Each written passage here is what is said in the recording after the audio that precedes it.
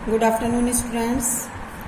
Class 6 के सभी बच्चे अपनी हिंदी रीडर की बुक निकालिए तथा इसमें आज आप पढ़ेंगे चैप्टर 2 प्रदूषण का राक्षस, पार्ट 2 प्रदूषण का राक्षस।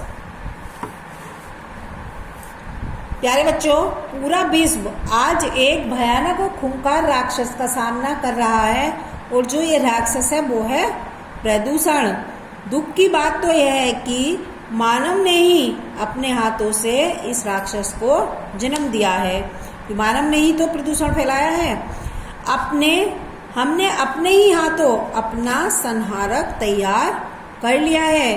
पूरी दुनिया में जंगलों को उजाड़ा, नदियों में शहरी नालियों का पानी मिलाया, समुद्र में कचरा डाला, जीव जंतुओं का संहार किया, मीलों का धुआं हवा में मिलाया, जिसके फलस्वरूप प्रकृति असंतुलित हो गई है। प्रस्तुत चैप्टर में प्रदूषण के बारे में बताया गया है कि पर्यावरण प्रदूषण संपूर्ण विश्व की एक गंभीर समस्या है। यह मुख्य रूप से प्रकृति के साथ किए गए अन्यायों का साकार रूप है। केवल हमारा देश ही इस समस्या से ग्रस्त नहीं है, अपितु पूरा विश्व इसकी चपेट में है। यह समस्या दिन प्रतिदिन बढ़ती जा रही है। यद्यपि जनता में इसके प्रति जागरूकता बढ़ी है, परंतु खतरा अभी टला नहीं है। आइए इसके कारणों पर विस्तृत रूप से प्रकाश डालें और इससे छुटकारा पाने के उपाय खोजें। काफी समय से मनुष्य मौसम के बिगड़ते चक्र को महसूस कर रहा है, जैसे अत्यधिक गर्मी होना, वर्षा का समय पर न होना, कहीं अधिक वर्षा होती है जिससे बाढ़ आ जाती है और कहीं वर्षा न होने के कारण अकाल की स्थिति उत्पन्न हो जाती है। दोनों ही स्थितियों में जान माल की अपार हानि होती है। प्रकृति के संतुलन को बिगाड़ने में मनुष्य की बहुत बड़ी सहभागिता है। पृथ्वी पर जीवन प्रकृति के संतुलन से ही संभव है। वायु, जल, वनस्पति, जगत भूमि, नदी, पशु पक्षी, खनिज संपदा आदि सब पर्यावरण के अंग हैं, जो हमारे जीवन, स्वास्थ्य, सुख शांति तथा संपन्नता में सहायक हैं। शुद्ध वायु जो सभी के जीवन के लिए अनिवार्य है, में 78.09% हाइड्रोजन, 20.95% ऑक्सीजन, 0.03% कार्बन डाइऑक्साइड तथा 0.93% अन्य गैसें होती हैं।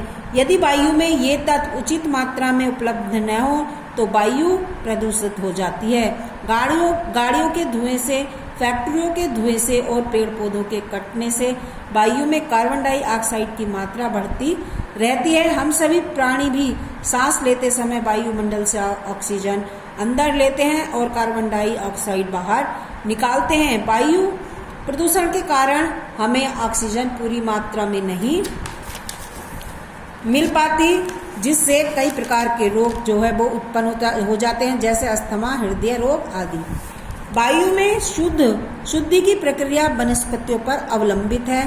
प्रकृति में वायु प्रदूषण को कम करने की प्रक्रिया स्वयं होती रहती है। पेड़ पौधों की पत्तियों में बारीक रंध्र होते हैं, जिनके द्वारा वातावरण और पौधों में गैसों का विनिमय होता रहता है। इन रंध्रों से वायु भीतर जाती है। यहाँ प्रकाश संश्लेषण द्वारा कार्बन डाइऑक्साइड का ऑक्सीजन में परिवर्तन हो जाता है।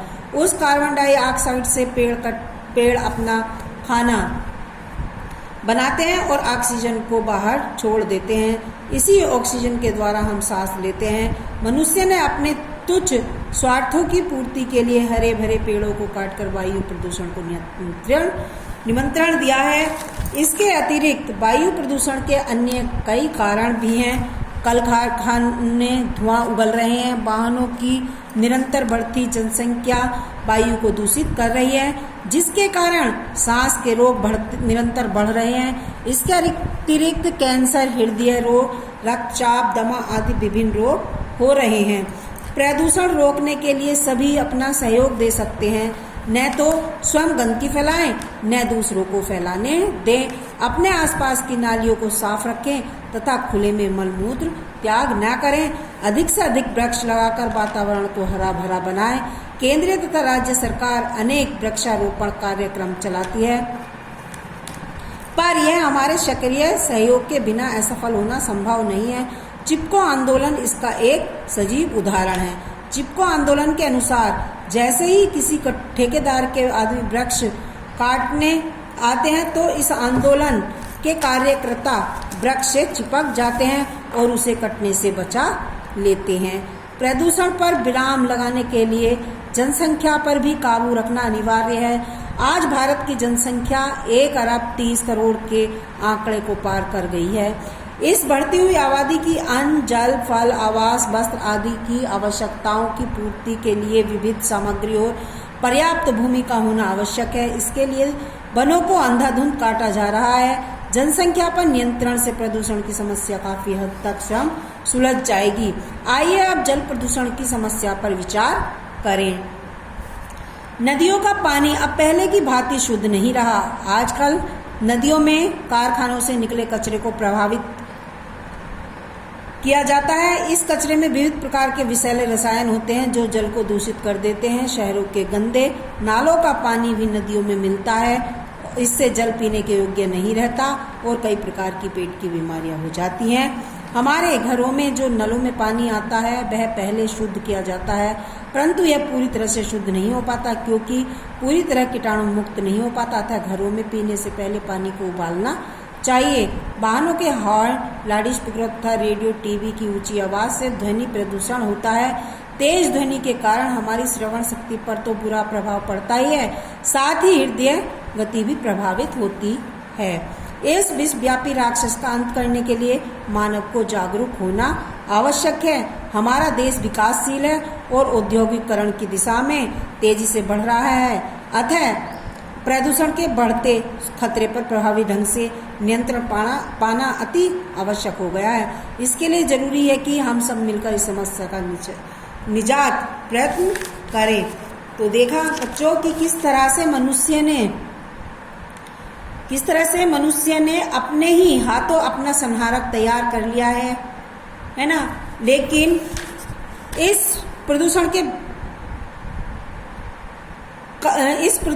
यानी इस विश्वव्यापी राक्षस का अंत करने के लिए हम मनुष्य को ही जागरूक होना बहुत आवश्यक है। आइए, इसके लिए जरूरी है कि हम सब मिलकर इस समस्या से छुटकारा पाने का प्रयत्न करें। आगे देखिए, सही विकल्प पर सही का निशान लगाइए। प्रदूषण कितने प्रकार का होता है? वायु प्रदूषण, जल प्रदूषण या ध्वनि प्रदूषण। इसमें ये सभी सही हैं। वायु प्रदूषण भी होता है, जल प्रदूषण भी होता है और ध्वनि प्रदूषण भी होता है। शुद्ध वायु में कितना प्रतिशत, शुद्ध वायु में ऑक्सीजन कितने प्रतिशत होता है? तो शुद्ध वायु में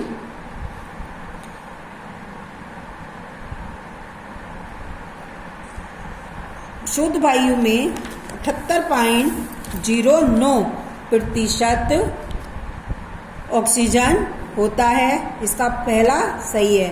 पौधों का कौन सा हिस्सा सांस लेने में मदद करता है? जड़ें, टहनियाँ या पत्तियाँ? तो इसका सही आंसर है पत्तियाँ। ध्वनि प्रदूषण से हमारी कौन सी शक्ति प्रभावित होती है? ध्वनि प्रदूषण से हमारी श्रवण शक्ति प्रभावित होती है। 5 देखिए, प्रदूषण की बढ़ती समस्या से कौन सा चक्र डगमगा रहा है? वार्षिक चक्र, मासिक चक्र या मौसम चक्र? तो इसका सही आंसर है मौसम चक्र। नेक्स्ट देखिए, वचन बदलने हैं आपको। पत्तियां हैं तो यहां लिखेंगे आप पत्ती, ठीक है। आवश्यकता। नेक्स्ट है वनस्पति। वृक्षों है तो हो जाएगा वृक्ष। लिंग बदलिए ऐसे, महल पुल्लिंग है, सड़क स्त्रीलिंग है। वायु स्त्रीलिंग, कारखाना पुल्लिंग, जनसंख्या स्त्रीलिंग, सांस स्त्रीलिंग,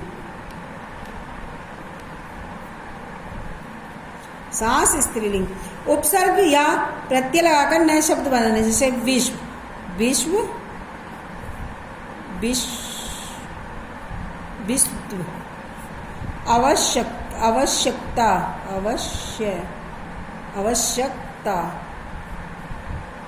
आवश्यकता स्वास्थ्य योग्य। अब आपको इसके वर्ड मीनिंग घर से करके लाने हैं। और आइए क्वेश्चन आंसर देखिए।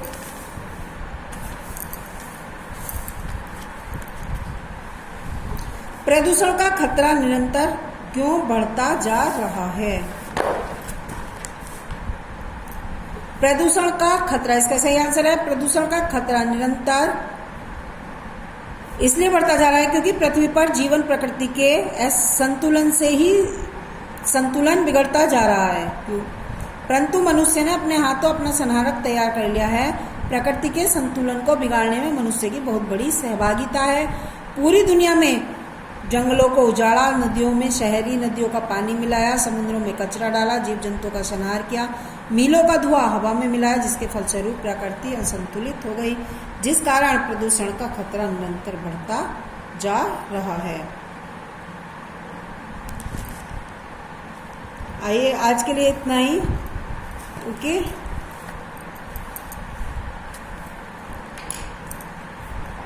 धन्यवाद बच्चों।